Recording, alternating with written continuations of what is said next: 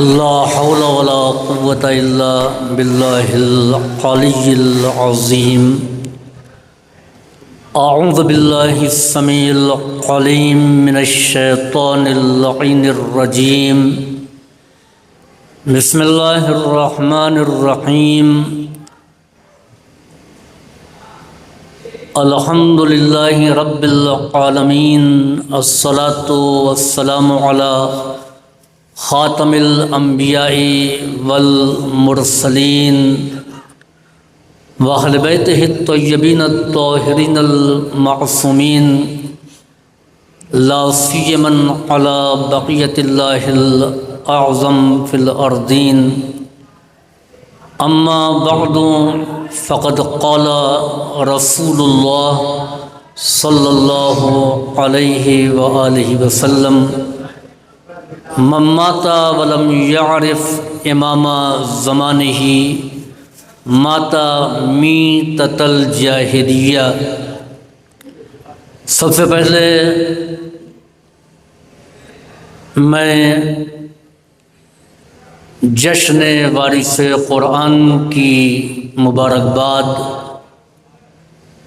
ساکن پردہ غیب وارث خون حسینی امام زمان کی خدمت میں پیش کرتا ہوں. اس کے بعد تمام مومنین اور عالم اسلام کو بھی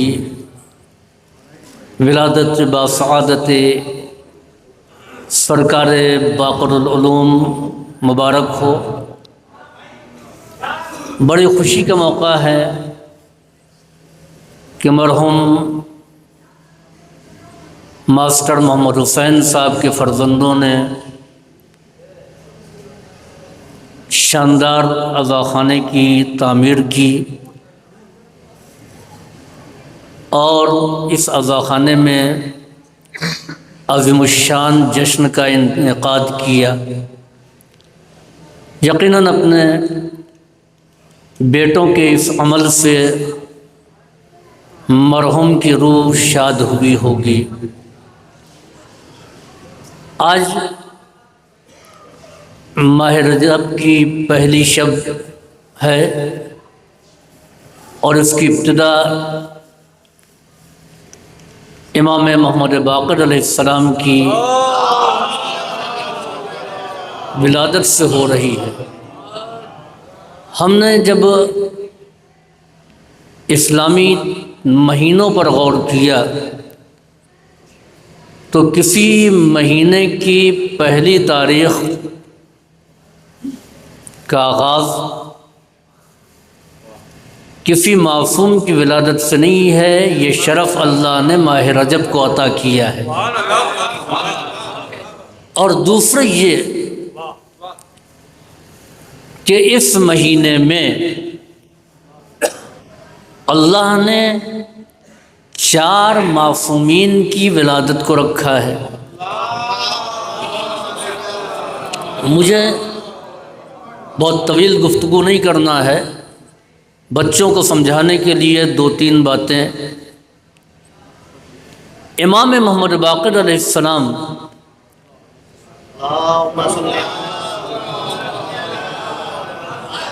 سلسلہ عصمت کے 7ویں معصوم اور سلسلہ امامت کے 5ویں امام. معصوم کی ترتیب میں آپ 7ویں معصوم رسول خدا جناب فاطمۃ الزہرا، اور پھر اس کے بعد میں مولا کائنات امام حسن، امام حسین، امام زین العابدین. 7واں نمبر امام محمد باقر علیہ السلام کا ہے.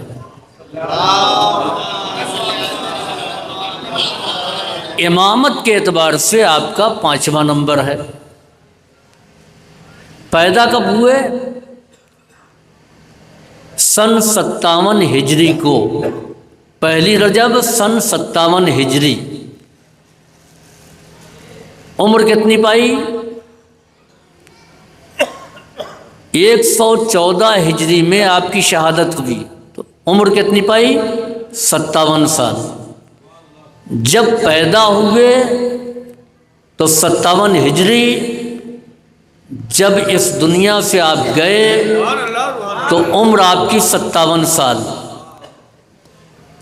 5ویں امام اور 7ویں معصوم، یعنی اللہ نے آپ کی ولادت میں بھی اس 5 اور 7 کا امتیاز رکھا، اور آپ کی حیات مبارکہ میں بھی ان دونوں عدد کو شامل کیا۔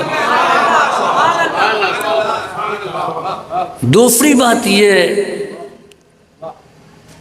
کہ امام حسن اور امام حسین کے علاوہ ماں باپ دونوں معصوم، دونوں سید۔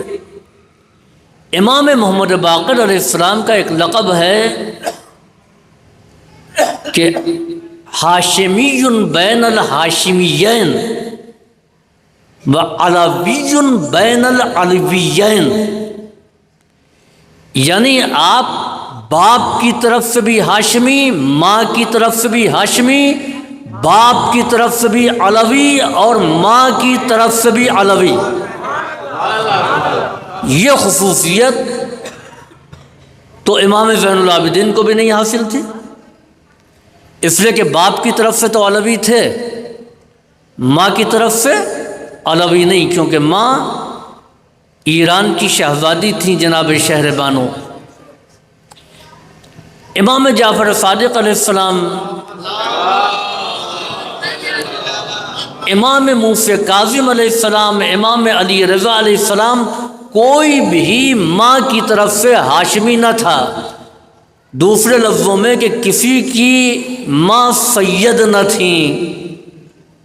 یہ شرف صرف امام حسن امام حسین کو ملا کہ ماں سید، اور پھر اس کے بعد میں اللہ نے سلسلہ امامت میں یہ شرف امام محمد باقر علیہ السلام کو دیا۔ باپ کون؟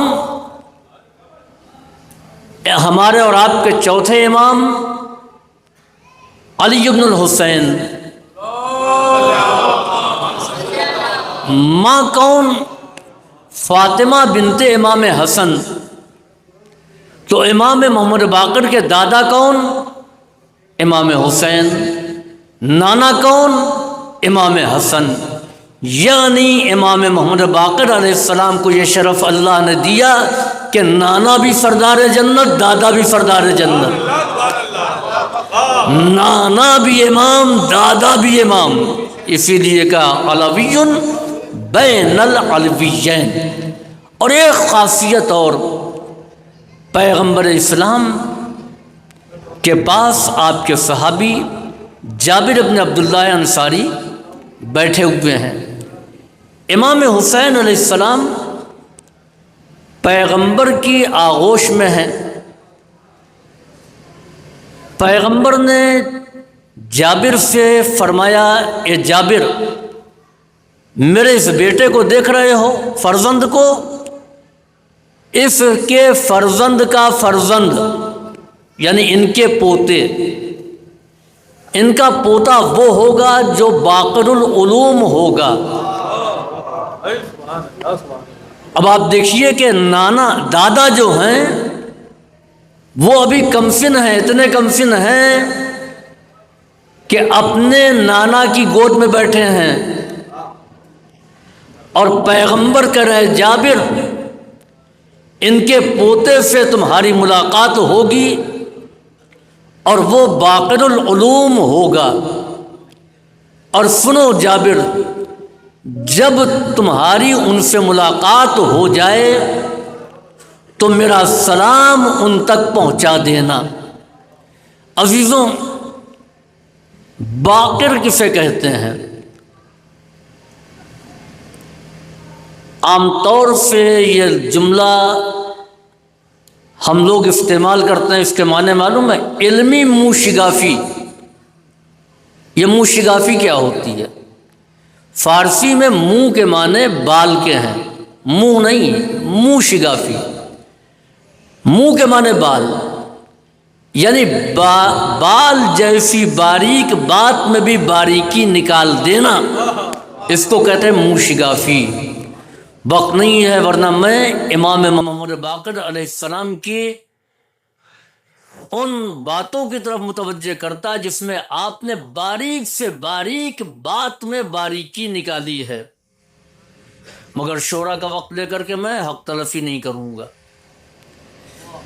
جناب جابر سے کہا جابر تم اس سے ملاقات کرو گے اور جب ملاقات کرنا تو میرا سلام اس تک پہنچا دینا۔ گویا کہ جابر کی لمبی عمر کی ضمانت پیغمبر دے رہے ہیں۔ اب جابر کو یقین ہو گیا کہ اس کے پہلے موت نہیں آنے والی ہے۔ امام حسین بڑے ہوئے، جوان ہوئے، شہید ہو گئے۔ امام زین العابدین کی امامت کا زمانہ۔ اب جابر ابن عبداللہ انصاری امام محمد باقر کو تلاش کر رہے ہیں، اتنے بوڑھے ہو گئے ہیں کہ آنکھوں کی روشنی جا چکی ہے۔ چنانچہ یہ یا باقر کہہ کر کے جا رہے تھے کہ امام محمد باقر نے ان کو روکا۔ کہاں جا رہے ہو؟ میرے نانا نے جو سلام کہلایا تھا وہ مجھ تک پہنچا دو، میں ہی باقر ہوں۔ تو عزیزوں، رسول اللہ کا سلام امام محمد باقر تک پہنچایا گیا۔ اب کسی کو علیہ السلام کہا جائے یا نہ کہا جائے، مگر ائمہ کو علیہ السلام کہا جائے گا، کیونکہ پیغمبر نے سلام کہلایا ہے۔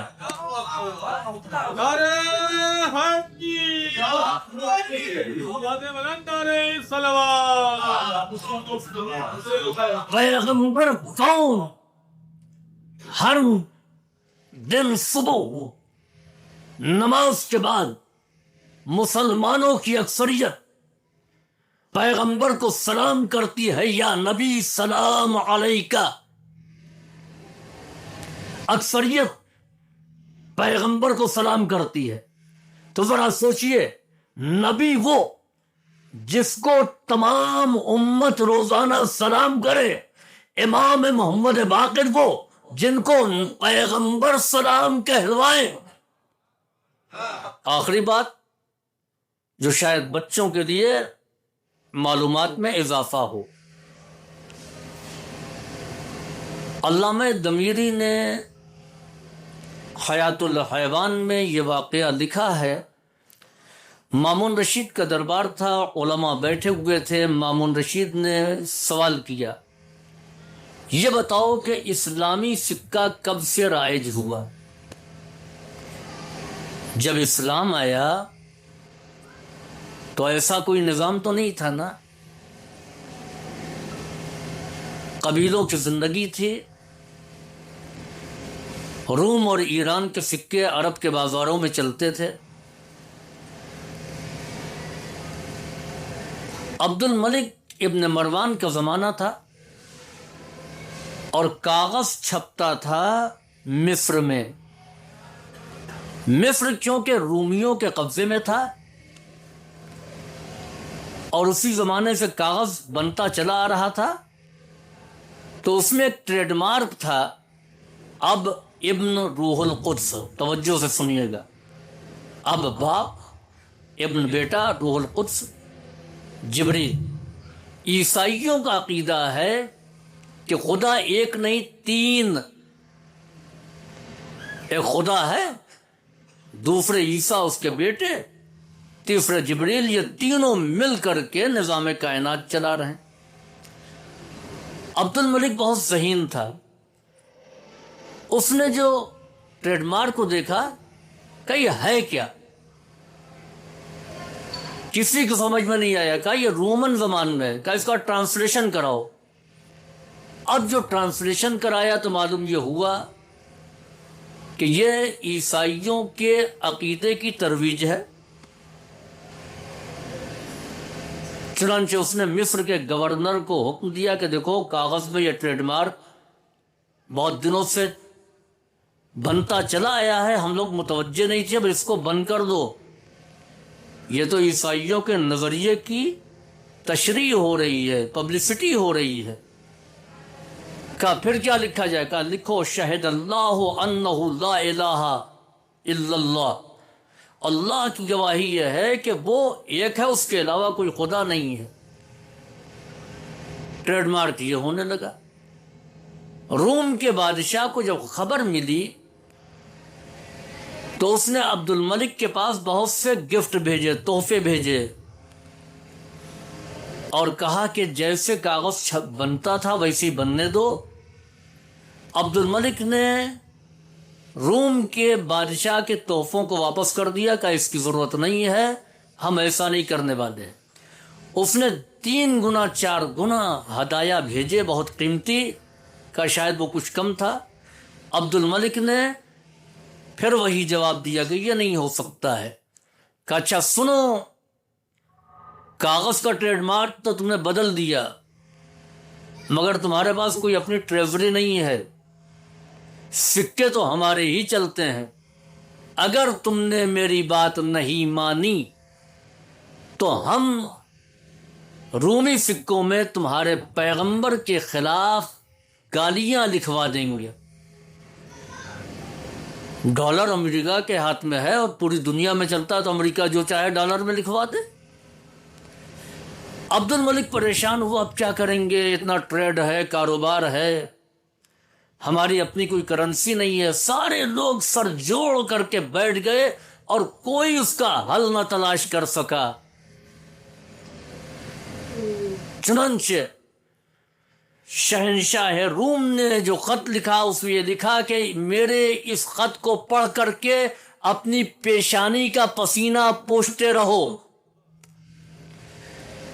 چنانچہ جب کوئی حل نہ سمجھ میں آیا تو ابن زنبع جو اس کا وزیر تھا، اس نے کہا علیک بالباقر من اہل بیت النبی، تمہارے اوپر لازم ہے کہ اس مسئلے کے لیے توجہ کرو امام محمد باقر کی طرف جو اہل بیت نبی ہیں۔ چنانچہ فوراً اس نے مدینے کے گورنر کو خط لکھا کہ بڑی عزت کے ساتھ امام محمد باقر علیہ السلام کو بھیجا جائے۔ کیونکہ بات آ گئی تھی اسلام پر، امام محمد باقر نے اپنی تمام مصروفیات کو چھوڑا اور اس کے بعد آپ تیزی کے ساتھ شام پہنچے۔ پوچھا مسئلہ کیا، اس نے بتایا، تو آپ نے فرمایا یہ کوئی مسئلہ ہی نہیں، کیوں پریشان ہو رہے؟ کہا ہم پریشان ہیں، آپ کہنے کا کوئی مسئلہ نہیں، رومی سکے چلتے ہیں، سب لے آؤ۔ سارے سکے آئے۔ آپ نے حکم دیا کہ جتنے بھی کاریگر ہیں بلاد اسلامیہ میں اور اس کے باہر سب کو بلاؤ، اور پھر آپ نے فرمایا کہ دیکھو ایک سکہ 10 مسقال کا، ایک 7 مسقال کا، ایک 5 مسقال کا، جتنے رومی سکے تھے سب کے مقابلے میں آپ نے دینار و درہم کے سکے کی مقدار بتا دی اور اس کی قیمت بتا دی، اور کہا سیسے کا سانچہ لینا تاکہ وزن کے اعتبار سے بالکل سالڈ ہو، اور حکم دو کہ دنوں رات سکے ڈھالے جائیں۔ چنانچہ سارے کاریگر دنوں رات سکے ڈھالتے رہے، اور آپ نے دوسرا فرمان یہ جاری کیا کہ سفیر روم کو یہیں روکے رکھو، اس کو جانے مت دینا۔ چنانچہ جب کرنسی بہت زیادہ تیار ہو گئی تب امام نے کہا کہ یہ کرنسی اپنے تمام گورنروں کو اور اپنی تمام ٹریزرار کے پاس بھجوا دو، اور یہ اعلان کرا دو کہ اب رومی سکہ کل عدم قرار دیا جاتا ہے۔ اب اسلامی مملکت میں جو اس سے لین دین کرے گا اس کو سزا ملے گی، جس کے پاس جتنی رقم ہے وہ بیت المال میں لے کر کے آئے اور اس کے بدلے میں نئے اسلامی سکے کو لے جائے۔ چنانچہ راتوں رات اسلامی سکے تمام جگہ پر پہنچا دیے گئے، اور یہ اعلان کر دیا گیا کہ اب بلاد اسلامی میں لین دین خرید و فروخت رومی سکے سے نہیں کی جائے گی۔ اور پھر امام نے کہا کہ اب اس سفیر روم سے کہو کہ جائے اور جا کر کے اس سے کہہ دے کہ جو دل میں آئے وہ کرے، اور ساتھ ساتھ آپ نے فرمایا کہ سنو مجھے علم امامت سے معلوم ہے کہ وہ ایسا کر نہیں سکے گا۔ چنانچہ جب سفیر روم نے آ کر کے بیان کیا تو وہ حیرت میں پڑ گیا کہ ایسا کیسے ہو سکتا ہے۔ کہا کہ مدینے سے وارث رسول کو بلایا گیا، اس نے یہ طریقہ بتایا، تو اس کے معنی یہ ہے کہ جب تک وارث رسول موجود ہے اسلام کی بنیاد پر آنچ نہیں آنے والی ہے۔ بس ایک جملے کے ساتھ میں اپنی تقریر کو ختم کرتا ہوں۔ عزیزوں، یہ سکہ کس کا بنایا ہوا تھا؟ یہ سکہ امام محمد باقر کا بنایا ہوا تھا، ان کا بتایا ہوا تھا۔ حکومت کس کی تھی؟ کہ حکومت بنی امیہ کی تھی۔ یہی امامت کا کمال ہے کہ حکومت بنی امیہ کی تھی، سکہ امام محمد باقر کا چل رہا تھا۔ صلوات بھیجیے پر محمد وعلی محمد۔